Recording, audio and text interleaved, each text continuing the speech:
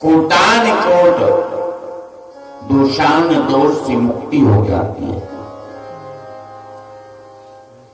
और सारे जीवन की आपदाएं, सारे जीवन की विपत्तियां, सारे जीवन के दुख कष्ट कलह, इन सभी का निवारण हो जाता है। भगवान की कथा मात्र श्रवण करने से।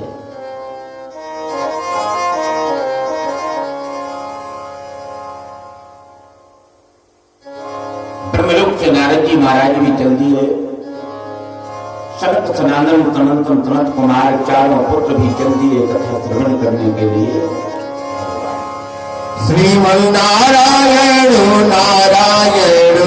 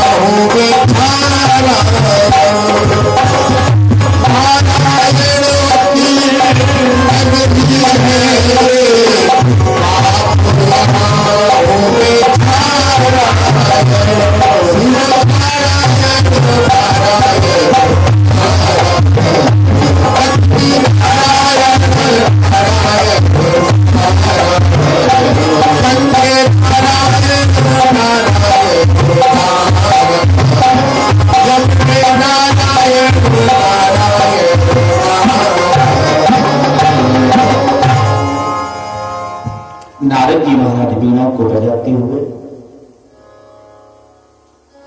बद्रिका आश्रम के लिए, बद्रिका कथा स्थल के लिए चल रहे थे। महाराज रास्ते में चलते हुए देवव्रत नारद जी महाराज को भक्ति अपने दोनों बेटों को लिए ऊंची रास्ते में समागम हो गया।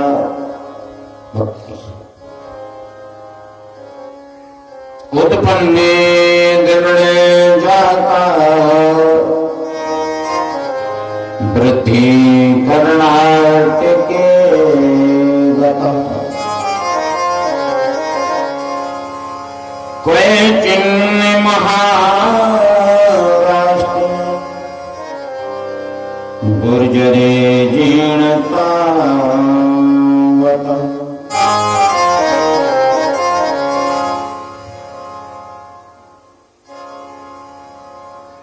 भक्ति का प्रागट्य महाराज द्रविड़ देश में हुआ।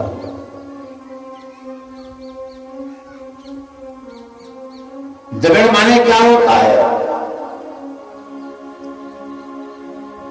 किसी भी कार्य करने के उत्सुकता में महाराज जिसका हृदय द्रविड़ हो जाए, अतिवमित हो जाए, उसको द्रविड़ कहते हैं।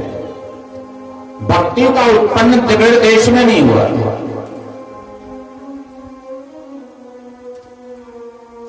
भक्ति का प्राकट्य किसी के हृदय में भी हो सकता है, लेकिन कब? जब उसका हृदय द्रविड़ बन जाए। भक्ति का प्राकट्य हो जाएगा। उत्पन्ने द्रविड़ जाता वृद्धि कर्णाट के बता महाराष्ट्र गुर्जरे जीर्णता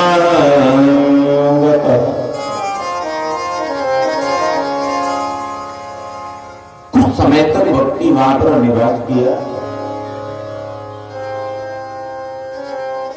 और जब महाराष्ट्र में आई, महाराष्ट्र में रहने के उपरांत महाराज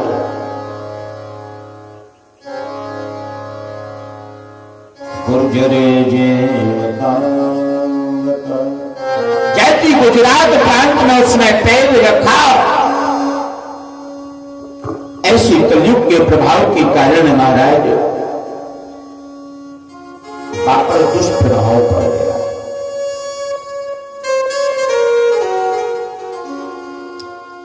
दोनों बेटे तो युवा होने लगे,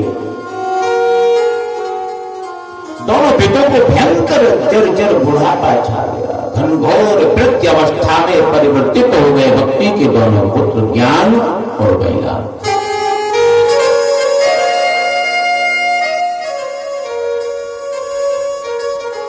और भक्ति महाराज दिनों दिन बड़ी उज्जवल दिखने लगी, जवान होती जा रही है। भक्ति चिंता की सागर में डूब गई, सोचने लगी भक्ति, हे भगवान मैं कहां जाऊं, ये दुखड़ा में जाकर के किसको सुनाऊंगी, किसकी शरण में जाऊं। ये तो बड़ी लज्जा की बात है, ये तो बड़ी शर्म की बात है। मैं तो जवान होती जा रही, मेरे दोनों बेटे बुढ़े होते जा रहे। अगर मैं दुखड़ा लेकर के किसी की शरण में जाऊंगा तो सारा संसार मेरी उपहार, मेरी हत्या करेगा।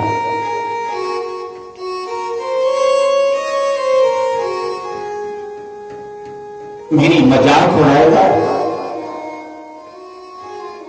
मुझे बार बार निंदित करेंगे कि भक्ति तेरे कुछ ऐसे पापों के कारण तेरे बेटों की दुर्दशा हो रही है, तेरे बेटों को तेरे ही सामने बुढ़ापे ने घेर लिया। ऐसी भारी चिंता में डूबी हुई भयंकर शोकातुर होकर के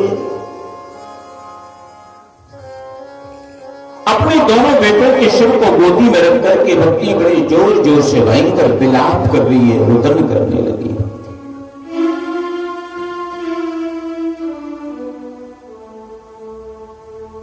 उसी रास्ते से देवर्षि नारद जी महाराज पधारे। नारद को देख करके भक्ति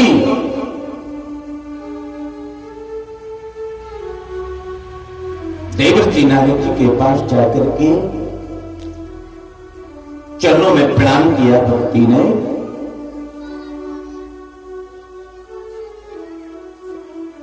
देवर्षि नारद जी महाराज घबराने लगे, देवी मैंने तुम्हें पहचाना नहीं। अरे देवी तुम कौन हो, बड़ी सुंदर दिख रही हो, बड़ी अलौकिक लग रही हो।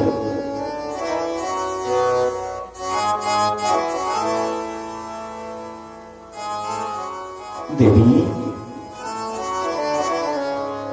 मैं कोई लौकिक,